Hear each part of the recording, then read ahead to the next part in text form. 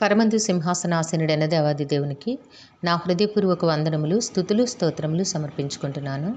అందరికీ శుభోదయం. ఇది నా మహోన్నతుడైన దేవాది దేవుడు నీ కొరకు సిద్ధపరిచిన వాక్కు. చెడ్డ మాటలు పలుకకుండా నీ నాలుకను, కపటమైన మాటలు పలుకకుండా నీ పెదవులను కాచుకొనుము.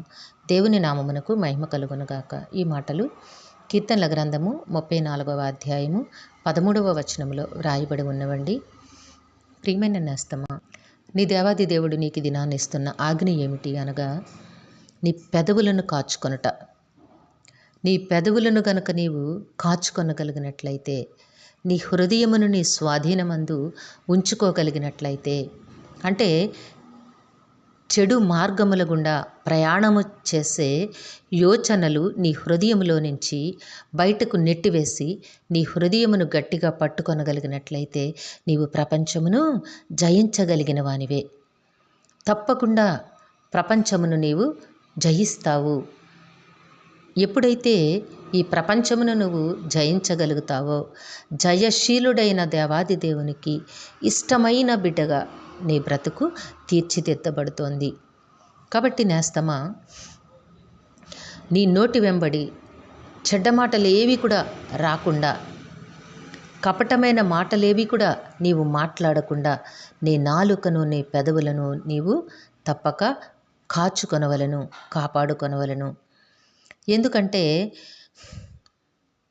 మనిషి తన జీవితంలో అనుకుంటూ ఉంటాడు, నేను చాలా నీతిమంతుణ్ణి, నేను చాలా మంచివాడిని, నేను చాలా భక్తిపరుడను అని అనుకుంటూ ఉంటారు.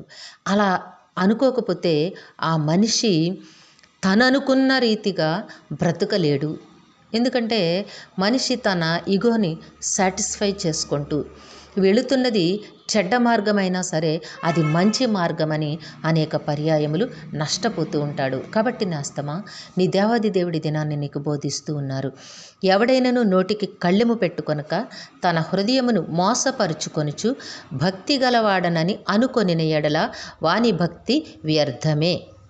గనుక నీ నోటికి కళ్ళెము పెట్టుకొని నీ హృదయమును స్వాధీనమందుంచుకొని నీ పెదవులను గనక నీవు కాచుకొనగలిగినట్లయితే నీవు ధన్యునివే. అప్పుడు నీ భక్తిని గూర్చి నువ్వేమి మాట్లాడక్కర్లా, నువ్వేమి చెప్పక్కర్లా. దేవుడు నీ హృదయ స్థితిని ఎరిగియున్న దేవుడు గనక నీ భక్తిని మెచ్చి నీకు ఇవ్వాల్సిన ఫలమును ఆయన తప్పక అనుగ్రహిస్తారు. కాబట్టి నేస్తమా, చాలా భయపడుతూ దేవుని యందు అణకువతో భక్తితో నీవు జీవించవలను. అట్లా గనక నీవు బ్రతకగలిగితే నీ భక్తి జీవితమునకు తగిన ఫలితము దేవుడు నీకు అనుగ్రహిస్తారు.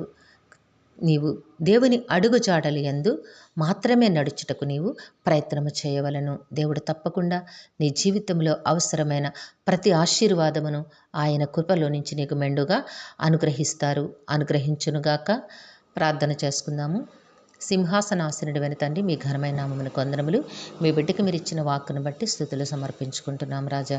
మా ప్రియులందరినీ, వారి కుటుంబములను మీ దివ్యహస్తములకు అప్పగించుకొంచున్నాము తండ్రి. అందరికీ కావాల్సిన ఆయురారోగ్యము, పరిపూర్ణమైన రక్షణ, దీర్ఘాయుష్యు, నెమ్మదిని ప్రసాదించండి. మీ శాంతి సమాధానంతో జీవింపచేయండి తండ్రి. నాయన, పరీక్షలు రాస్తున్న బిడ్డలని మీ దివ్యహస్తములకు అప్పగించుకొంచున్నాము. బిడ్డలందరికీ ఆరోగ్యమునివ్వండి, జ్ఞాపక శక్తిని దయచేయండి. పరీక్షలో ప్రతి ప్రశ్నకు సరైన సమాధానం టైంలో రాసి ఉన్నతమైన విజయమును పొందే కృపను మెండుగా అనుగ్రహించమని వేడుకుంటూ ఉన్నాము.